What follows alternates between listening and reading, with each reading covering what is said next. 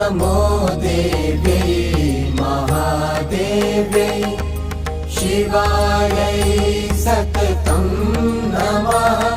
नमः प्रकृत्यै भद्रायै नियताः प्रणताः स्मृता रौद्रायै नमो नित्यायै गौर्यै धात्र्यै नमो नमः। ज्योत्स्नायै चेन्दुरूपिण्यै सुखायै सततं नमः।